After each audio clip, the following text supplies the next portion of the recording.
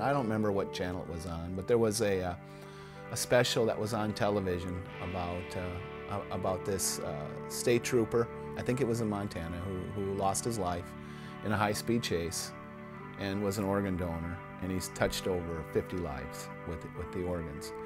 And it was a very touching story, and I remember BJ was laying on our couch, and I was sitting in a chair, and he looked back at me, and he actually had a tear in his eye, and he said, this is, I want to do this, Dad. BJ was the all-American boy. He's one of a kind. Yeah. I don't think there'll ever be anybody else like him. Really one of a kind. The funnest, the craziest, the loudest, the most loving guy I've ever met in my life.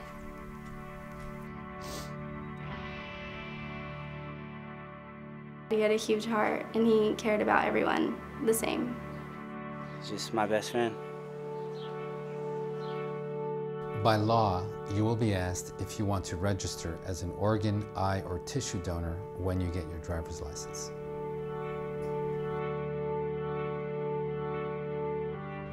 Sadly, 18 people die each day while waiting for a life-saving organ transplant.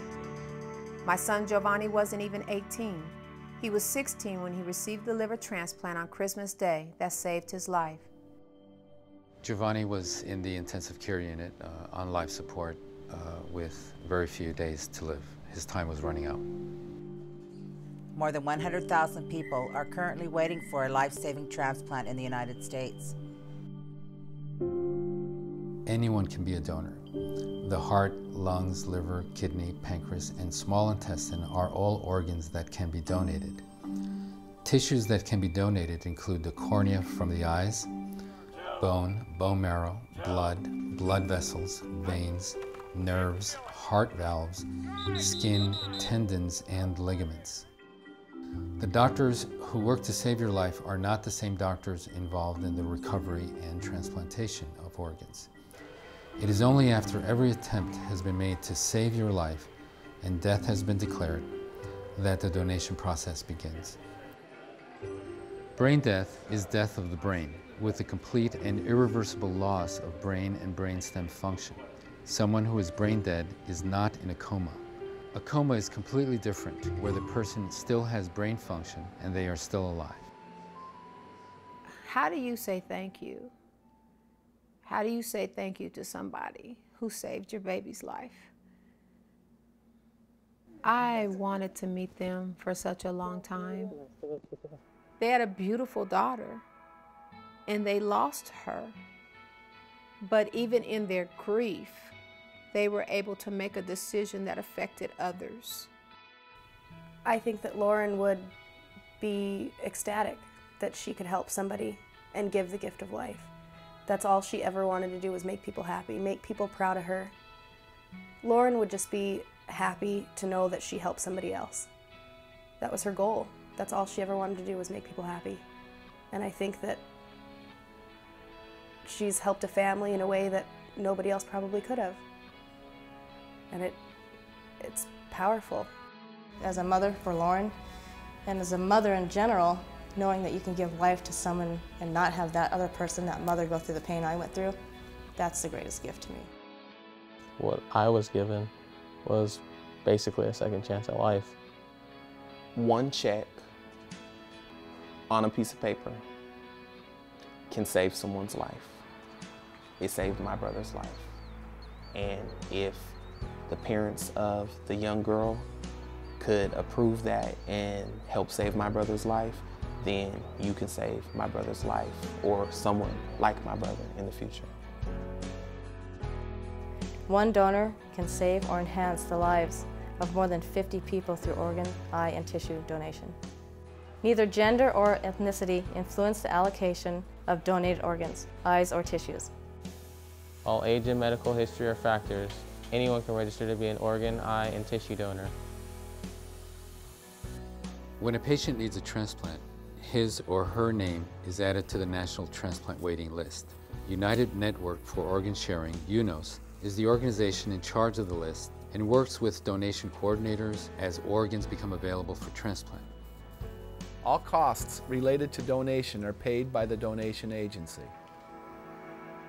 Most major religions in the United States support organ, eye, and tissue donation, seeing it as a final act of love and generosity toward others. It gives me comfort knowing that he did something so amazing, and I see the pictures, and there was a reason. BJ was just a great kid. Loved everything about him. When I got the phone call, I was actually on the way to a game. And I still get emotional. I still see the picture of 75 football players laying on the ground when they heard about it after the biggest win in our history. And it was like a bomb hit. Took us an hour and a half to get him off the field in a rainstorm. That day means it was amazing. I had been waiting on the transplant list. My family had moved to Seattle. We left Tahoe. BJ died in Daria's arms. And the second that he passed away, that he was pronounced deceased, they wheeled him out and into the operating room. You know, they just said, we've got it. We've got the perfect one. Sometimes I think maybe it isn't enough, but it is enough. It is enough to know that his love and the person he was continues in these other people. And his legacy is just beginning. BJ was their only son. They had a huge loss. They lost their son too early. And he'll never be here again, but I think it might give them a little peace of mind to know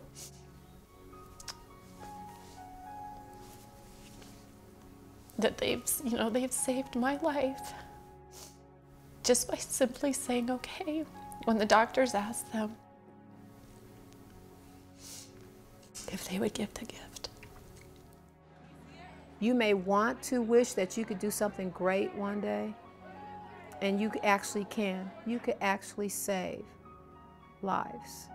Think about giving a gift, and the gift is organ donation, and that gift translates into life to many people. Organ donation saves lives. It helps people start all over again. You can register the following ways. When you get your driver's license. Online at donatelifetoday.com.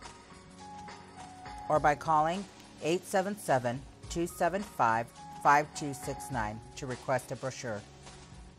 Talk with your family. Tell them your decision and ask them theirs. It can make all the difference in the world.